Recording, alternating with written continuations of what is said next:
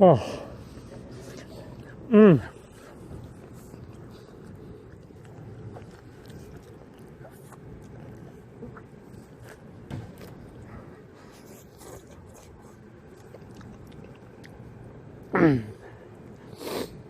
I know this isn't a food review, but having a little bit of lunch today. Oh.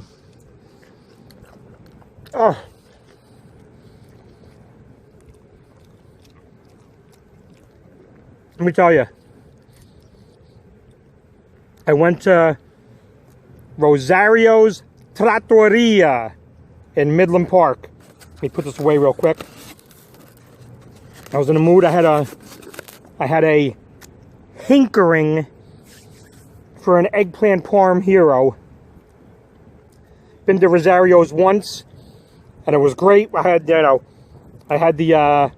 Rosario's galamad. It was phenomenal. Like I said, I was craving eggplant parm. I said, let me give it a shot. No food review. I know this isn't a food review episode, but eggplant parm. Woo-hoo! Let's see. All right. So here we go. Week 2. First of all, you see this? Look at this. Look at this. Let me show you something here. Right? Everybody, all day long, I got to hear, "It's cold out today, huh? I can't believe how cold it is." Why can't you believe how cold it is? It's called February. What would you rather have, 55 feet of snow or 3 days of cold weather? It's going to be 60 degrees on Monday. Try growing up for a year and a half in the outer rim of Siberia. Then you'll see who the real tough guy is, the working man. That's who the real tough guy is. All right. And to all the women out there, I want to wish everybody happy Valentine's Day. You know, we just had our 1 year, yeah. We had our 8-year wedding anniversary last week. So, oops, maybe it is a little windy. Okay, we 8-year wedding anniversary. So we kind of combined the two. So tonight, you know, we'll just grab something quick to eat. That's that. Valentine's Day. Do these people realize all the stress they put into over Valentine's Day? What Valentine's Day means? I'm losing you. There we go. Like, do people realize, you know, just a quick before I get into things, Saint Valentine back in the 200s AD, you know, Claudius was the Roman Empire, and the Roman soldiers didn't want to fight for him because they had family. They're like, oh, I'm not going out there getting killed for you. I'm staying home, got my wife, got my kids, got my gumad. Why am I going to go fight? So then Claudius said, okay, banning marriages, done. Banning marriages, you're done. No more marriages. So St. Valentine, priest, started marrying everybody on the down low. And as things go, you know, Claudius found out. Oh man, it's a little windy. Not, you know, everybody's complaining about the cold though. So, you know, long story short, St. Valentine got the little beheaded. Other thing I can remember, in the 1929, the St. Valentine's Day Massacre, Chicago, Alphonse Capone. So I don't know, I don't get it. When, you know, I read about St. Valentine's Day, all I read about is death, violence, and, God, I'm sorry, the wind is like, so I read about death, violence, so, yeah, let me get my wife chocolate. All right, it is what it is. Week 2 of the XFL. Let me tell you something. I'm flying solo today. you know, but I got a little things brewing.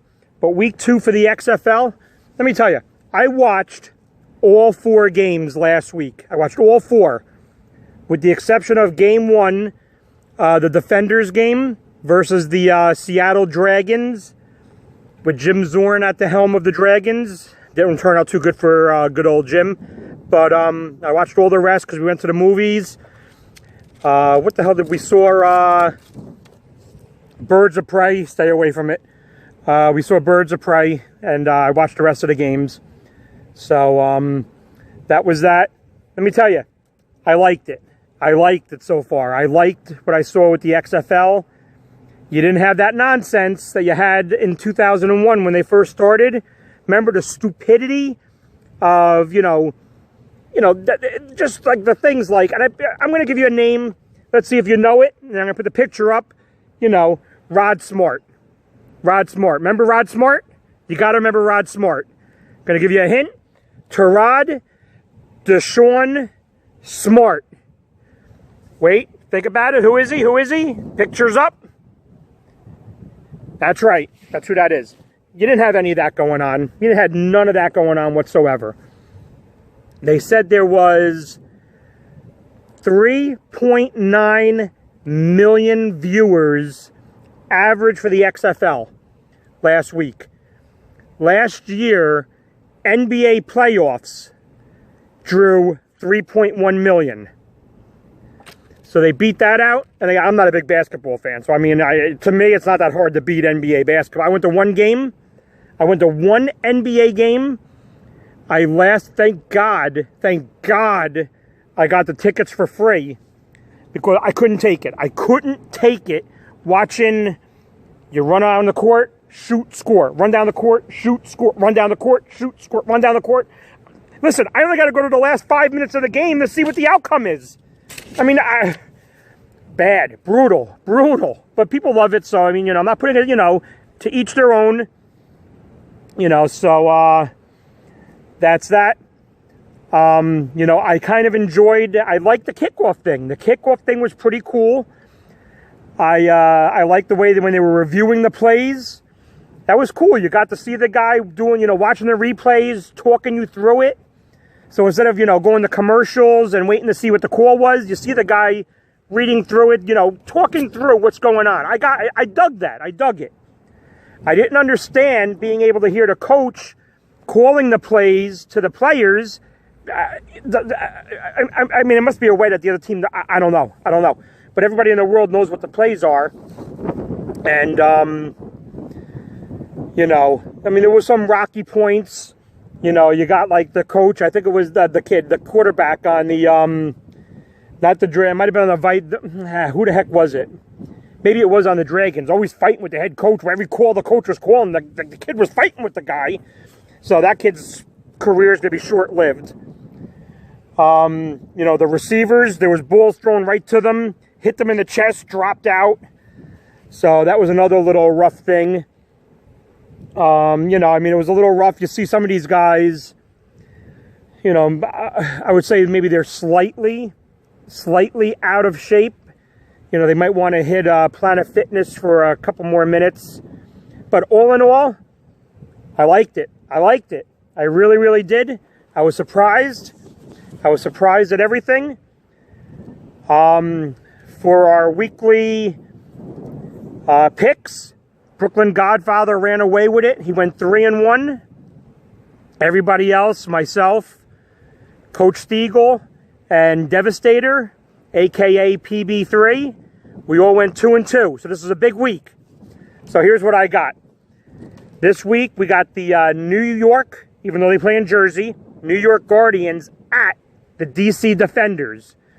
I'm going to take the Guardians, getting 6.5. I was impressed with how they played. They were solid. They were solid. I liked it. So I'm taking the Guardians, getting the 6.5 over the Defenders, as DC is home again for another week. We have, let me try to hold this up. We have the Tampa Bay Vipers at the Seattle Dragons. I am going to take the Vipers and lay 3 points. I'm going to give away the 3 points. I dig the jerseys. I'm not going to lie. I dig the jerseys. That's the only reason why. I love the jerseys. Sorry, Jim Zorn. But, I'm going with the Vipers laying the 3. Then we have the Dallas Renegades at the LA Wildcats. I took the Renegades laying 4. Let me tell you, the Wildcats looked horrendous. They were horrible. I mean, bad. They were rough. So I'm going to take the Renegades and lay the 4.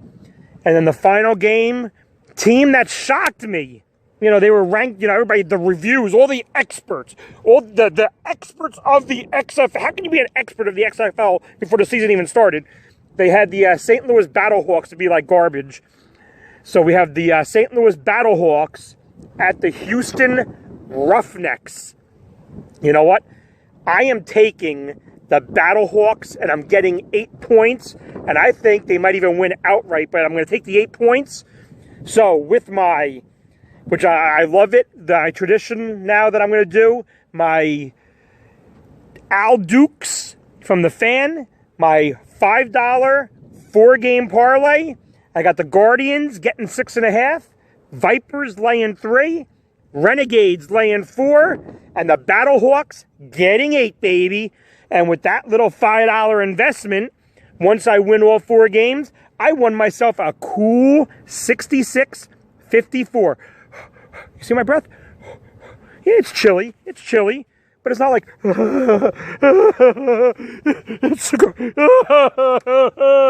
All right, guys, that's that.